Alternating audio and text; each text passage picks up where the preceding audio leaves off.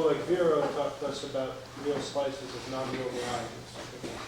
Thank you. Thank you very much for coming, for letting me speak here. I was instructed to talk first so that every graduate student would understand me few minutes. So I will start with transversality. Transversality is everywhere. And let me remind that two smooth submanifolds are transverse at some point if the tangent spaces generate the whole tangent space at this point. So it looks like that. And there is a simple criterion for transversality in terms of dimensions. Alternative sum of dimensions of the four spaces at this point is 0. Easy to check. It is easy to achieve. Submanifolds can be made transverse by arbitrary small perturbation of one of the submanifolds, and it is stable because after that, if you do not perturb it too much, it will stay transverse. Usually it does not hurt to assume that any two manifolds are transverse because of these two properties. But non-transverse intersections appear, and one of the standard places where they appear is real algebraic geometry. So let me tell you how it happens. Imagine that we have an ambient manifold CP2, complex projective plane, and in this CP2 we have complex point set of real algebraic curve. So it looks like that if you could see everything. Riemannian surface embedded there. It is not transverse to the real projective plane. Real projective plane intersected in a real point set of this curve. And at first glance, it looks like they are transverse. But this is a simple illusion because the ambient space is not R3. It is four-dimensional space, and in four-dimensional CP2, transverse surfaces, and we have here two surfaces, must intersect in isolated points, not along curves. Is this loss of transversality accident? Not at all, really. However, transversality is easy to recover. Just as I told, you may shift one of them, say V, and they will be again transverse. You may do this in arbitrary small perturbation of this complex curve. But during this shift, the curve will be still a complex projective curve. However, it wouldn't be a complexification of a real one. It cannot be complexification of a real algebraic curve. So I have to tell you a few words about real algebraic geometry. Of course, I cannot tell you the whole story. I will just extract a few things which I will need in this talk. A real algebraic variety has the set of complex points. This set of complex points is invariant under complex conjugation involution. And the set of fixed points is the set of real points. So we have these three objects which do not appear separately here. If X is non-singular, then the set of complex points is a smooth manifold with a complex structure. The conjugation is diffeomorphism. And the submanifold of the set of complex points. If you have there then a real subvariety y of this x, then the set of real points of this y is just the intersection of yc and xr. The real set points of x of the ambient space with the complexification of the curve. In this situation, the complex set of points, the set of complex points of y and the set of real points of x are not transverse. They can be, but in a very special situation when they do not intersect or just dimensions are equal. And this is a very simple fact. Really, by the transversality, assume that they are transverse. Then, by transversality condition, we should have this alternating sum equals 0. Furthermore, the set of complex points has dimension twice greater than the set of real points, both for x and for y. And the intersection is this thing is the set of real points of y. So if we plug in everything together, we will see that it follows that the dimension of x and dimension of y are equal. No chance to have something more interesting.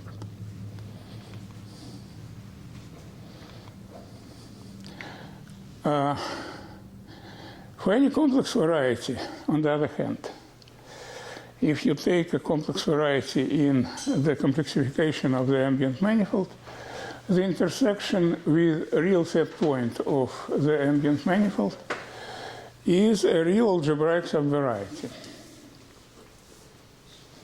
And this happens because you can take this representation, apply complex conjugation, and observe that the intersection of a real point set with V is the same as the intersection with complex conjugate to V. And the intersection is invariant, so this intersection is really the set of complex points of some real algebraic variety. And this means that we have the intersection of V with the set of real points of x, real algebraic variety. So we have a little bit contradictory statements, but they do not contradict each other. We will see how it happens. So, let us take a non-singular real algebraic variety and look at its set of complex points. This is a complex variety. Since our variety is assumed to be non-singular, it is just a non-singular complex manifold. And there are lots of complex varieties which are transverse to the real set point. You just take arbitrary complex variety without any attempt to make it real, and look how it meets the set of real points of x. Thus, we have a large class of real algebraic varieties which intersect the real point set transversally.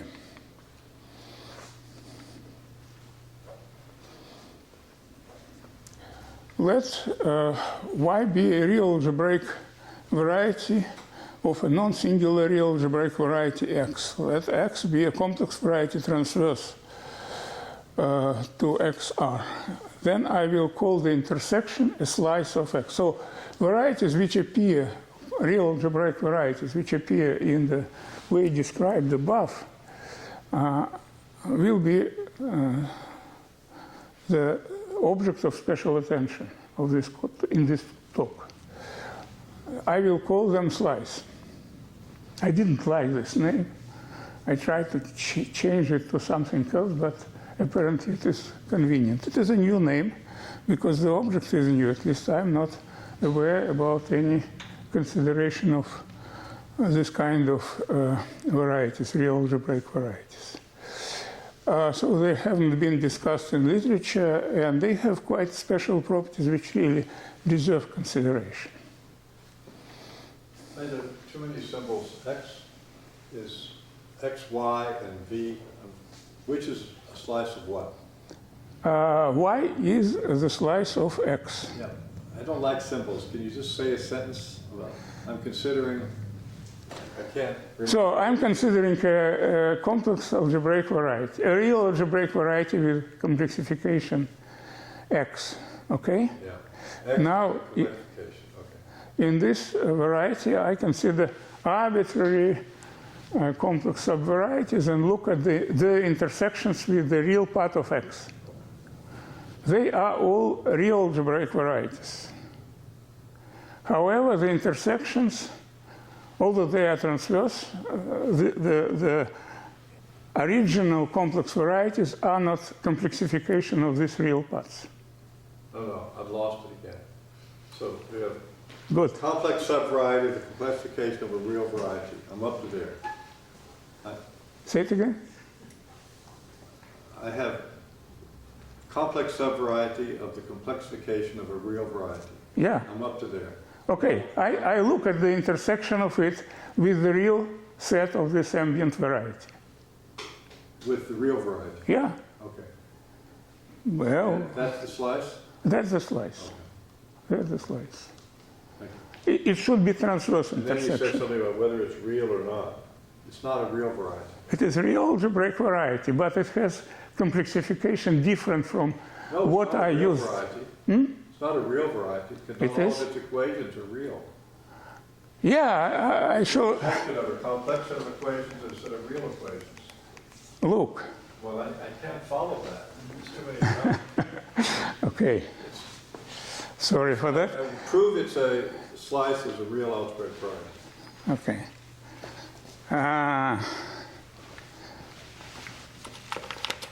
Look, I have real part of my variety, and I have complex variety. Intersecting it. Yeah. This intersection is slice. Yeah. But this thing is not obtained from that. No, but that dot is not a real variety. It is. Why?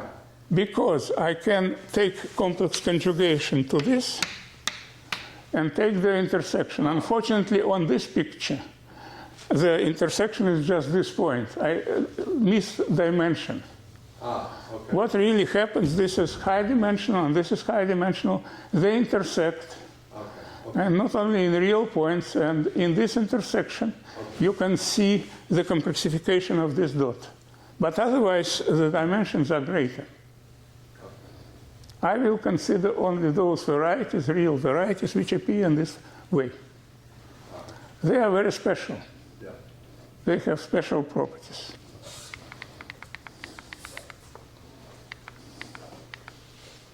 So, properties of slices. First of all, they have even codimensions.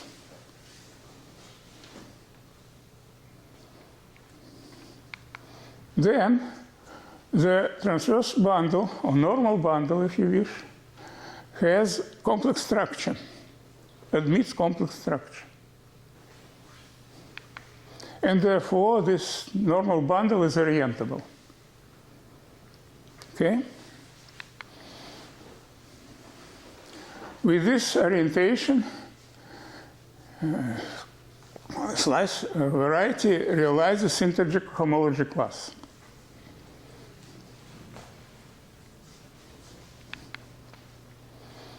In the ambient real variety. In the case when the codimension is minimal, that is 2, in the real situation, this real variety is a base of pencil of real varieties. What do those words mean? Base Can you of... say what those words mean? Yeah. Base of a pencil. I will.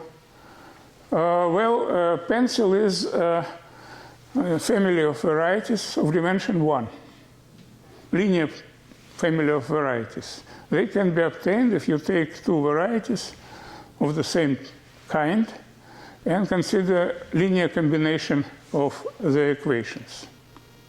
Here we have hypersurfaces, so we take two hypersurfaces and take linear combinations. So it would be a family which covers the whole space. But not any real algebraic variety can be of codimension 2 can be a base of a pencil. So it is a special thing. The interesting stuff happens. What does it need to be the base of a pencil? The base is the intersection. So how it looks like? Okay, the simplest case is 1 point, a base. It is a base. And you consider all the lines passing through them. They form this pencil. You may consider 4 points and consider conics passing through them. And you will see another pencil. So these points, this 1 point and these 4 points, are slices. Pencil means a one-parameter family of things. I mean, Yeah. what's the base of a one-parameter family of things? The intersection of any two members of this family. The union of the intersections of any two? No, just intersection of any. Common intersection? Common, All? Well, they all intersect at the same points. You have just line rotating around. The definition of the base of a real pencil is. You told me what a real pencil is, and now I'm asking what the base of a real pencil means. Common points of these varieties. The set of common points of these varieties. You mean the simultaneous intersection? Yes. All of them? They all have the same intersection. Well, Any two of them have the same. Okay, that's a statement. we can play logic here, but really what is happening, any two, when you any take, two define the base? yeah, Oh, okay. any two define, Now I have it. Okay. it is intersection of them, and then linear combinations, of course, must pass through the same points. Okay, thank you. Okay? Conversely, a non-singular base of a real algebraic pencil of projective hypersurfaces is a slice. So this is if and only if condition. I don't know such nice condition for high dimensions, for high codimensions. And this extra structure that we got, even if it is very modest, orientation of the normal bundle and cohomology class allow to formulate topological restrictions on position of real algebraic varieties involved. I hope I will be able to mention this later on. So first let me explain about pencil. Partly what I already explained, but let me prove the theorem. Theorem is a real algebraic projective variety of codimension 2 is a slice if and only if it is a base of a pencil of real hypersurfaces. Okay? So let us go into a proof. Consider a non-singular complex hypersurface and assume that it is transverse to RP, Rpn, take intersection and write down the equation for this V. V is a complex non-singular hypersurface in the projective space. So it is defined by a single equation, a single complex equation. Okay? And this single complex equation cannot be real because we have seen, otherwise this V would be real algebraic, will be complexification of real algebraic variety, which is already prohibited. So this means that this polynomial is a sum of real part and imaginary part. And we can consider hypersurfaces generated by real part and imaginary part and the corresponding pencil of hypersurfaces. So variety hypersurfaces defined by polynomial lambda real part of P plus mu real imaginary part of P. They have our intersection as the base. And that's it in V is one of the non-real hypersurfaces of the pencil. V was defined by the original polynomial, so this belongs to the same pencil. And there are many other hypersurfaces in this pencil, which also give X, which also give this intersection as slices. And in the opposite direction, if you have a base of a pencil, you can take any two non-singular hypersurfaces from this pencil, take the polynomials, and create a complex hypersurface which intersect in this way. I skip some technical detaility about count of dimensions, but it can be recovered. Any questions so far? Okay, so I even proved some here. Question? Well, I want to make a comment. You're sort of mixing real varieties and complex varieties in one complex projective space. Yeah. Yeah, which is unusual already. Yeah.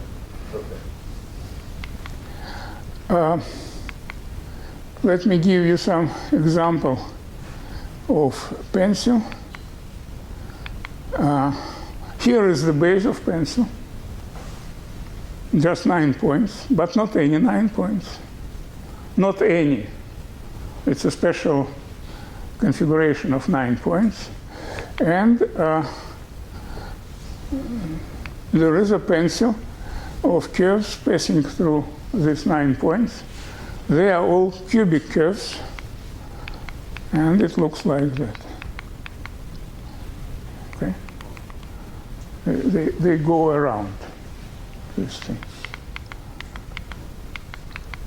Sometimes they degenerate. There are few degeneration situations.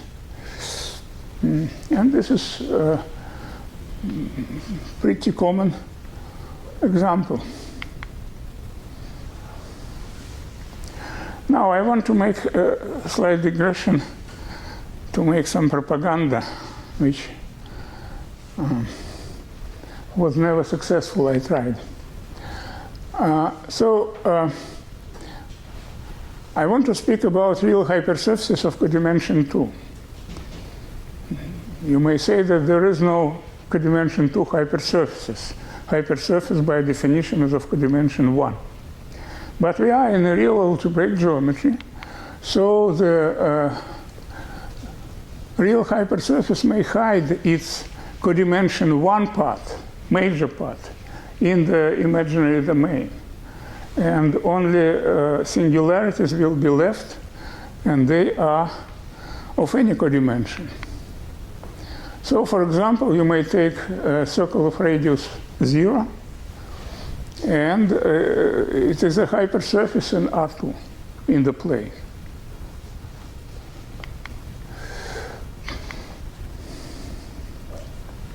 Projective slices of codimension 2 are really closed to another interesting class of real algebraic varieties.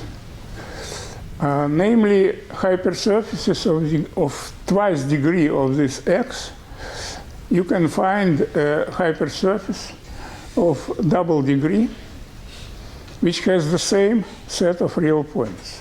But in the case of x, of the first one, this was non-singular, and now these are double points. And such y can be defined just by equation r squared plus s squared equals 0, where r and s are the equations of the original hypersurfaces from this pencil.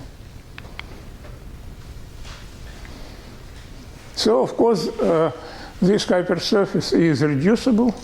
It is split into two complex conjugate, r plus is and r minus is, from the same pencil. In general, any algebraic variety is the set of singular points of an algebraic variety. So, moreover, any real algebraic variety is the locus of singular points of a single hypersurface. So, in order to present real algebraic variety, you do not need huge system of algebraic equations. Take your system, square all the equations and sum up. This will be an equation of one hypersurface. And all the real points will be singular. They will be singular points of this single hypersurface. And presentations of real algebraic varieties, or in general algebraic varieties in this way, may be deserving consideration. I haven't seen this, and I have used it many times. Now, I want to tell you about other properties of slices, and in particular, I need to speak about normal bundle. There is no normal bundle here because there is no natural metric. So I will speak about transverse bundle. It would save me a little bit of notations. Transverse bundle is the following thing. You have a submanifold of another manifold, then you take just along this submanifold quotient of the tangent bundle of M restricted to it by the tangent bundle of submanifold. I will call it transverse space. And therefore, we have transverse bundle. It's the same as normal bundle. It's isomorphic when normal bundle makes sense. If both varieties are complex, then this normal bundle is complex. It is quotient of complex vector space by complex vector space.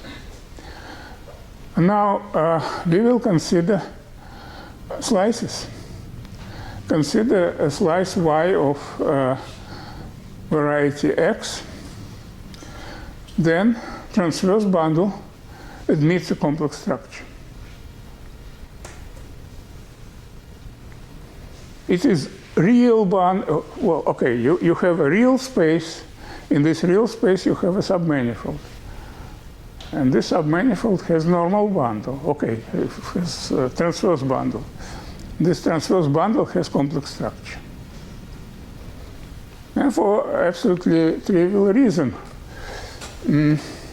let us take this complex subvariety which cut our slice on the set of real points of the ambient space and consider the tangent space and some of its points in the real path, since the intersection is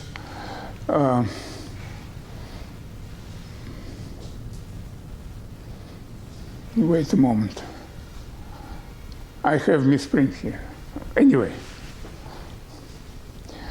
it should be y here.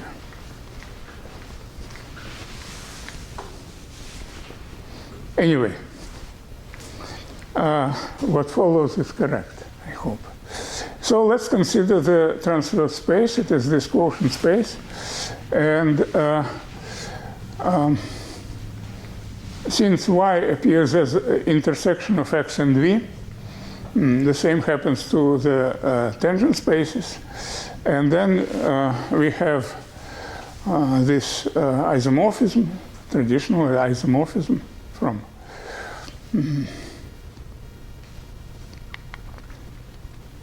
because this thing is that due to transversality. And this is a complex vector space. Okay, let me explain this here. Probably it will be better. So we have our V, complex variety, which intersects the real part of the ambient space. We have normal bundle along this V. It is complex because it is quotient of the complex by complex. And by transversality, this normal space is isomorphic to that. And this is what we are looking at. It's a normal space of the real part of the slice in the ambient real variety. So it is complex variety. Therefore, it is orientable.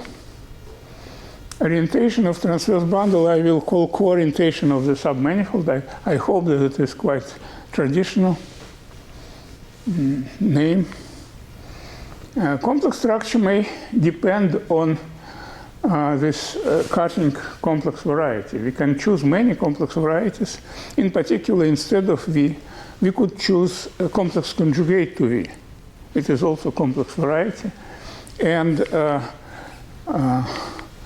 it is the choice of V which coorients it.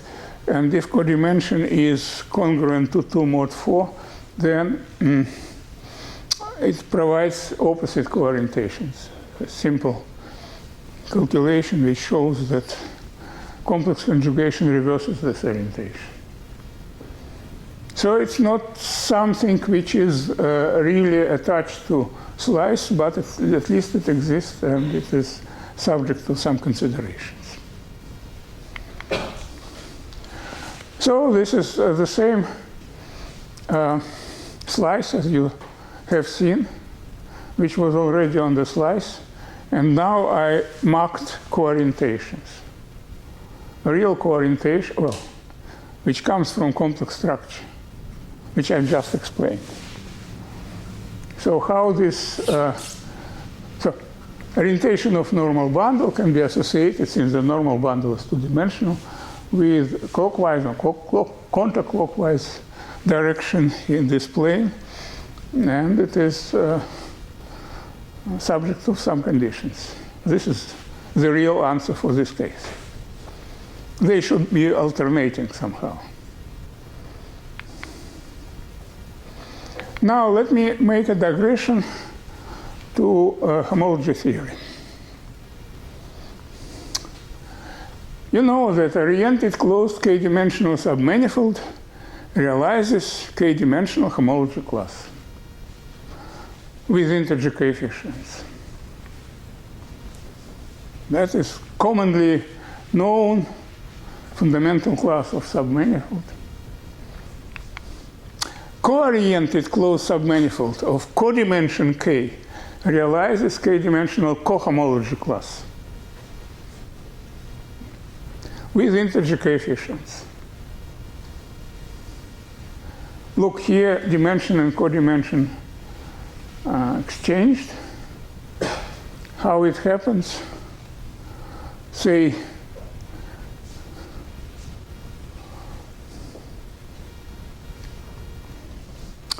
what is an example? Say we have a curve on the plane. It is cooriented. So its normal bundle is oriented. And then it realizes one-dimensional cohomology integer class. How it can manifest itself? How cohomology classes really act? They take values on homology, on cycles. And if we have one-dimensional cycle, at the intersection point, we have a fiber of this normal bundle, and we have also a tangent plane of this. If this is integer cocycle, it should be oriented. And we may compare them. This is the value of our cohomology class on this submanifold. If the ambient manifold is oriented, the orientations and coorientations determine each other. So we do not need to distinguish them. But in non-orientable manifold, they are detached. So they cooriented and oriented are not in one-to-one correspondence to each other. If the space, ambient space is oriented, then you can cook up coorientation from orientation and vice versa. Formal construction of this cohomology class looks like that. Coorientation of Y defines the orientation of all fibers of tubular neighborhood. Consider tubular neighborhood. Then the fibers here are fibers of this tubular neighborhood, fibers of transverse fibration. And they define altogether a Tom class which belongs to the cohomology group of the whole manifold modular the complement of this tubular neighborhood. So basically in tubular neighborhood, and then you take the relativization homomorphism from this relative cohomology group to the global cohomology group, and take your Tom class, and it maps to cohomology class in Y. So this is how the slices give you cohomology classes. But the setup is more general. Informally, the cohomology class is characterized by evaluation on homology classes. And the homology, this evaluation looks like the intersection number. You do not it's not enough to consider just evaluation in homology classes. You may consider periodic homology classes and evaluation on them by linking, which look like linking numbers. Now, I want to discuss this philosophical question, how to think about cohomology. Since the very introduction of cohomology groups in 1935, there was a general point of view that homology groups provide geometric intuition. This geometric intuition is related to the fact that classes, homology classes, are realized by cycles. We may think about cycles, they are something like submanifolds. Well, with singularities, it does not matter. While cohomology groups are more formal and algebraic. Why do we need them? We need them because they have extra algebraic structure. Intersection, cup product, cap product, all this stuff is, homology operations are there. But the homology groups were considered detached from geometric intuition. It is something isomorphic somehow in a strange way, and it is easier to prove things with them than with homology. Well, realization of integer cohomology classes by cooriented submanifolds seem to destroy this situation. Cooriented submanifold is as much geometric as oriented submanifold. We can think about them as about cycles, well, cocycles really. So it is a way to bring back geometric intuition to cohomology. However, for some cohomology classes, realization in this way is impossible. As for homology classes, realization by smooth submanifolds impossible. It was discovered by René Thom in the beginning of the 50s of the last century, and already he discovered that many homology and cohomology classes are realizable. For example, all cohomology classes of dimension at most 9, which is a lot, and integer cohomology classes of the dimensions 1 and 2, they are realizable, and for any cohomology class you may multiply it by some number and get in this way realizable class. So we can solve this realizability problem as it is done for homology classes. We may consider cycles with singularities, pseudo-manifolds or smoothly immersed polyhedra, some technology. But it would be too cumbersome for a textbook if you want to teach your students homology theory.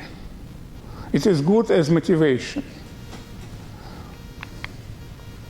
Realization of integer homology classes by cooriented submanifolds will serve mainly for geometric inspiration and illustration of geometry. But I think that it is a good tool. I believe that this is what I would teach students. That cohomology is really classes of cooriented submanifolds. Now I want to tell you a little bit about this stuff that I would tell to students in this situation. Consider ambient, generally non-oriented closed smooth manifold and two classes of codimension of dimension k, homology class and cohomology class, with integer coefficients. Realize cohomology class by cooriented submanifold, homology class by oriented submanifold, and make these two submanifolds transverse. They are of complementary dimensions, so they would intersect in isolated points when they are transverse. And for a map, so we can consider, say, this is y, this is z, this is the intersection,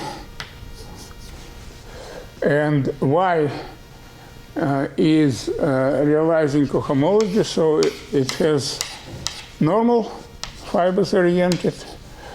Z is homology, so it is oriented. And you can just, at the intersection point, project the tangent space to z, to normal space to y. And you get a map of a space to the space of the same dimension. It is either, well, and it is isomorphism, so it should be either preserving coorientation or reversing. Put there plus or minus 1. And sum up these things over, these signs over the whole intersection. It looks like usual definition, geometric definition of intersection number.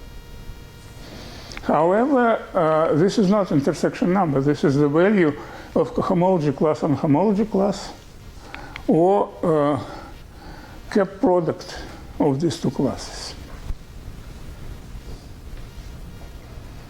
And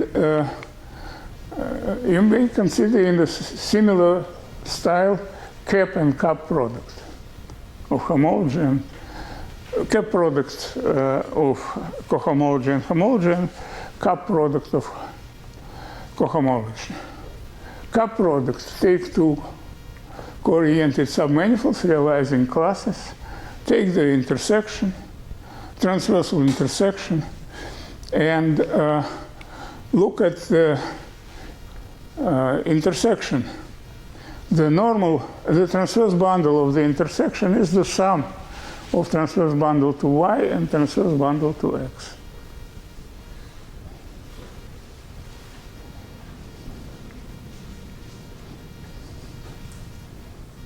So coorientation of y and coorientation of z gives you a coorientation of that. And this is the cup product.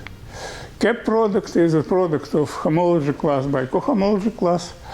And you can do the same thing.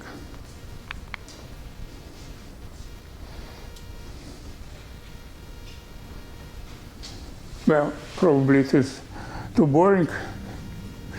I will skip this. I have no time. Now let me tell you something new. Well, it is cheap to be really new, so let me explain how to define linking number related to cap product in that way. So we consider smooth closed manifold X, A and B smooth closed disjoint submanifolds. One of them, A, is oriented, another one is cooriented, and the codimension is not greater than dimension plus one of the other thing. And now assume that A bounds manifold by one dimension less, and B bounds manifold by one dimension less, A prime and B prime. And they are equipped with the same orientation in one case, coorientation in the other case. Assume that they are transverse to each other and A and B are disjoint. Then we can consider intersection of one of them with the membrane span to the other, and vice versa. As in the case of cap product, they can be equipped with orientations, with appropriate orientation. So they realize a class in homology group. I claim that this is the same class. It is easy to prove. I have proof just written in 4 lines out there. And this is a standard proof for invariance of linking number. So this is a sort of linking between A and B. To define this linking, it is enough to span submanifold, to represent any of them as boundary of something by one dimension greater, and consider intersection. However, here I do not require that the dimensions are such that the intersection is zero-dimensional. It may be of high dimension. The only thing that I really need is that the original two submanifolds are disjoint. And I will call this cap linking and denote in this way. So they belong to the homology group, appropriate homology group of this space. Why I discuss this in so much details? Well, there is some generalization. I do not need to have these cycles bounding. It is enough that they would realize homology classes, periodic homology classes. The boundary, I mean that it may happen that A prime, boundary of A prime is multiple of A. Then I will divide later on. Anyway, this is a way to define linking. It is not quite homological. They rather belong to duality. But I don't want to describe how it will belong to duality. In codimension 1 case, it was considered by Khovansky in his book about phenomials. There it was with values in Z. And now, let us get back to real algebraic geometry. It was motivated by it, and I have to do something with it. So let's consider the situation. Take a curve, non-singular real algebraic projective curve in RPN, in n-dimensional projective space. I require that it would be of type 1. The curves may be of type 1 and type 2 due to Klein. In 1876, he defined this. And what is type 1? Type 1 means that the real part bounds in the complexification. It divides the complexification into two halves. The picture is like this. It may happen that you have some Riemann surface with lots of handles, but the real part divides it into two halves. And in this case, it is of type 2, when it doesn't divide. When it does divide, then 1/2, it is oriented. You take any of them, and it induces on the real part as on the boundary orientation. Then from complex domain, we get orientation. I will need it.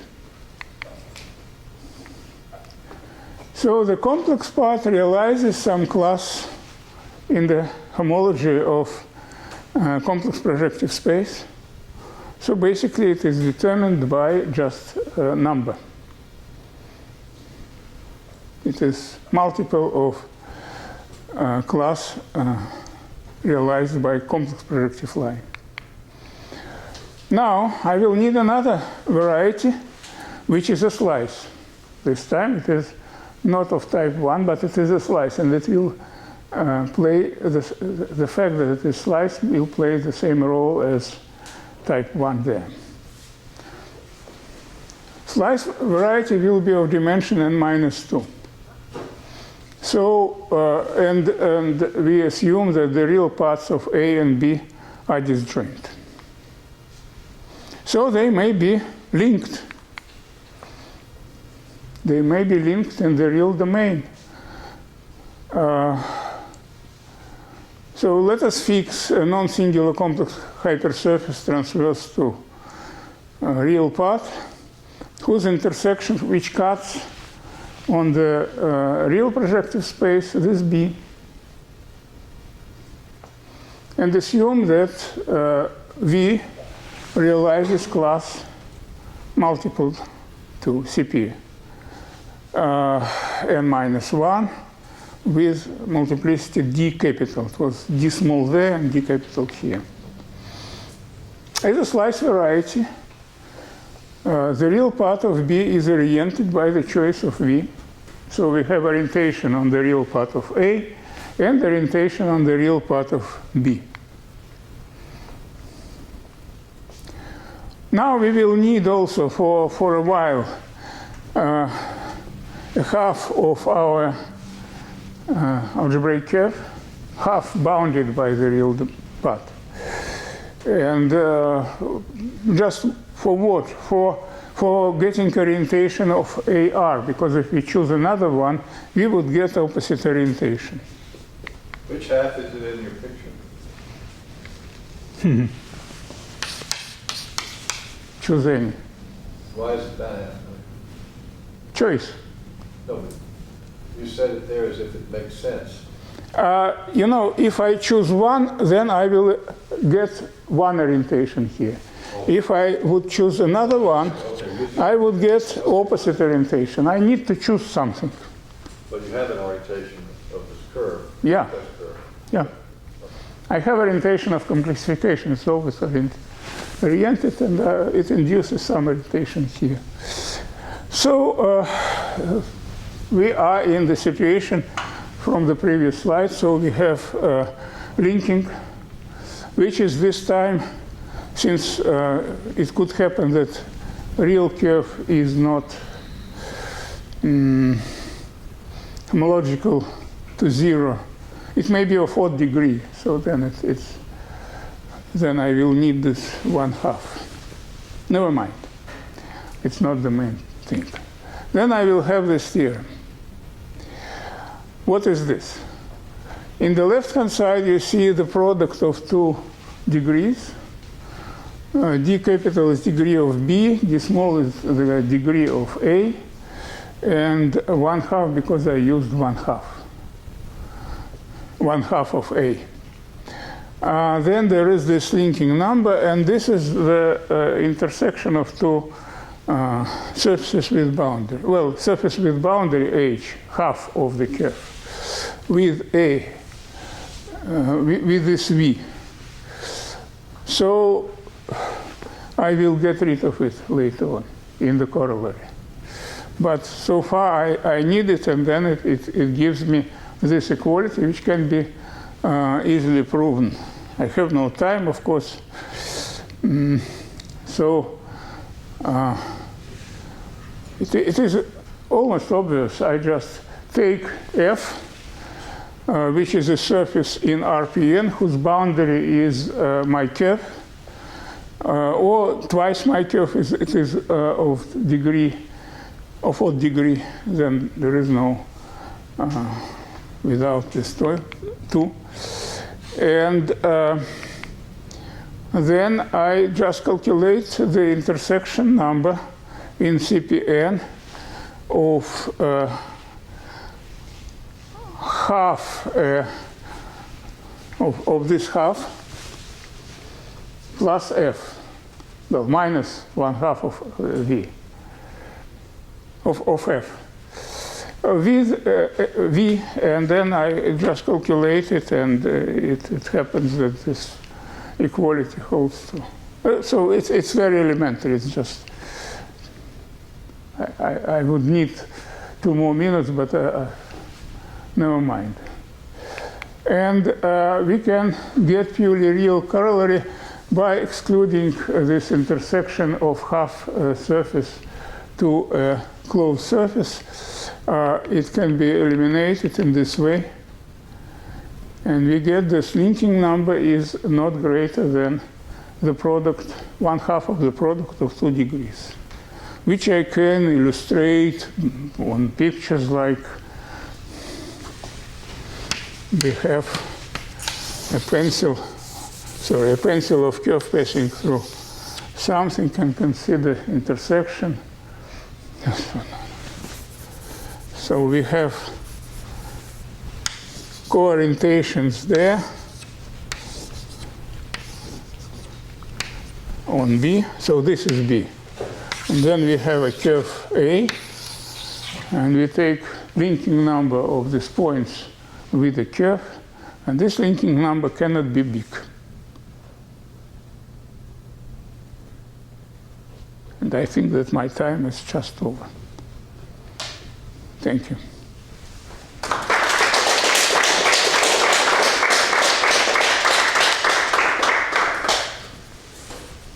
Questions?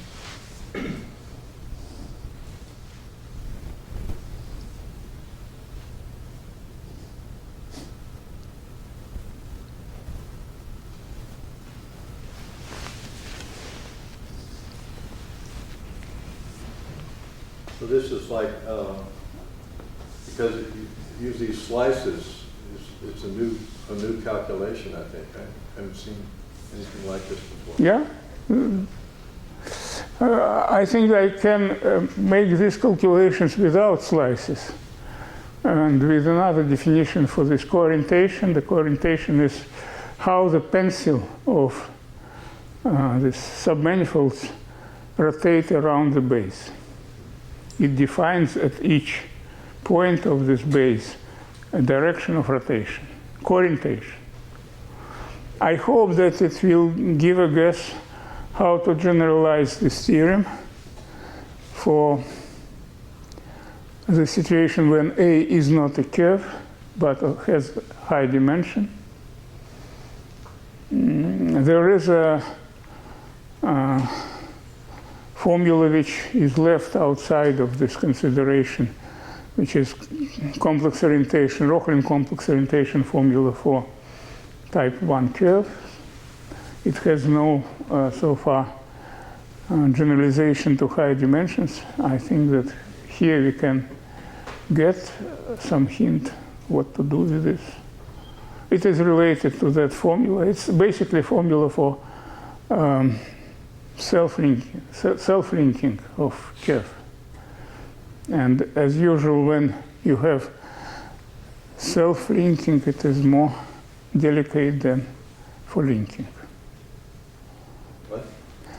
Self-linking is usually, quadratic formula is more interesting than bilinear. Yeah.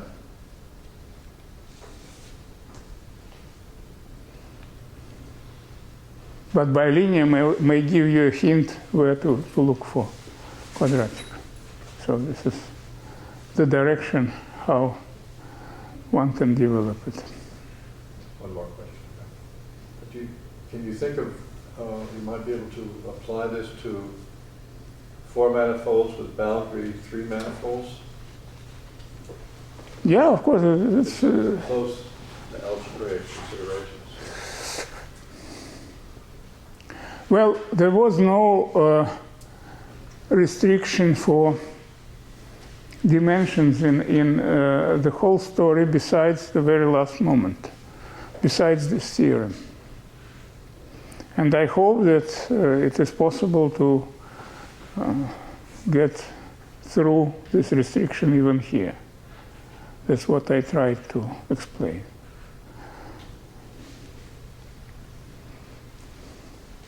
But it may be difficult. I don't know. In this area, there was a long period of time when nothing happened.